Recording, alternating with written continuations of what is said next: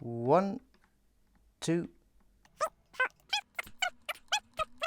13, 14, 15. 15 turns of the key gives one full rotation of the string post. Is that good?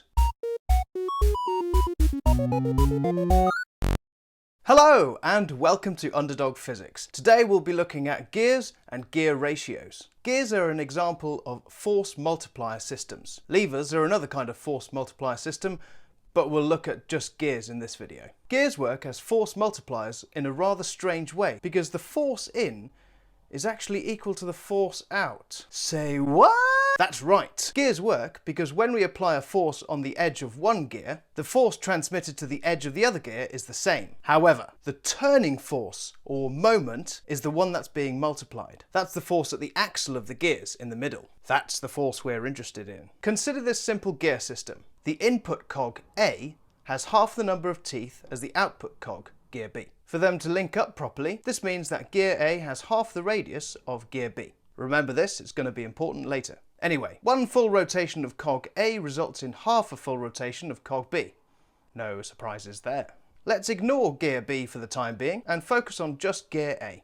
If we exert a force on this tooth here, the inflexible nature of the gear means that the same force is translated to any other tooth on the gear. If we look closely, we can see that our gear is basically a lever, with equal lengths either side of the pivot. So force in equals force out, or as I like to call it, tangential force in equals tangential force out. Putting gear B back, we can see the force from the edge of gear A exerts the same force on the edge of gear B. The whole point of gears is to provide turning forces, or moments. So the actual force we're interested in is that turning force at the axle of the gears. This is the force that is being multiplied when we say that gears are force multipliers. Whew!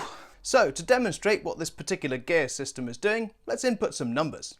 Gear A has radius 1 meter, so therefore gear B has radius 2 meters. Yep, they are stupidly big gears, but I like easy maths. 1 newton of force on the edge of gear A means that there's 1 times 1 newton meter of moment at the axle of gear A. 1 newton of force is translated to the edge of gear B, but because its radius is 2 meters, the moment at the axle of gear B is 2 times 1, 2 newton meters.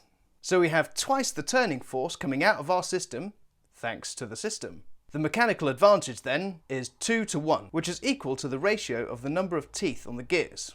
Specifically, the number of teeth on the output gear versus the number of teeth on the input gear. If we flip our system around and make our driven gear the drive gear now, so we're turning the bigger gear and getting the smaller gear to turn as a result, we'll get half the moment out compared to the moment that we've put in. Our mechanical advantage is 1 to 2, so we've sacrificed a turning force for a boost in speed.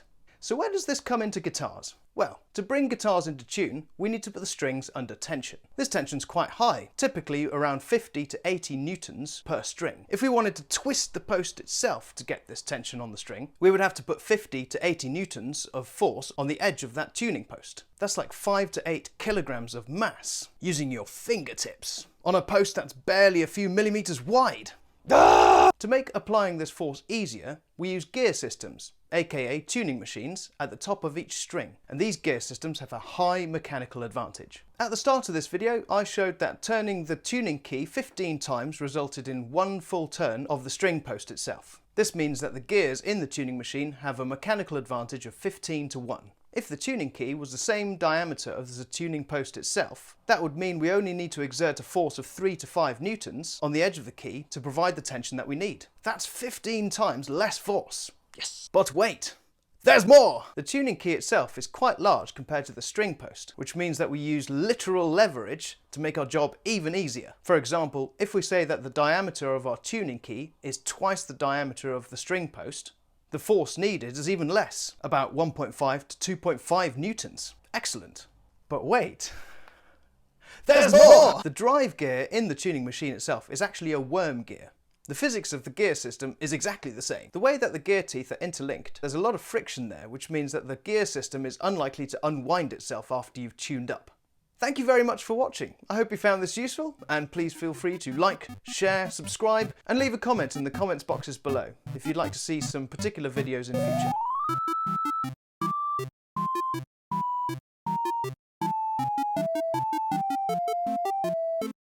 which is equal to the ratio, hang on a minute, and even suggest some videos you want to see in the future in the comments below.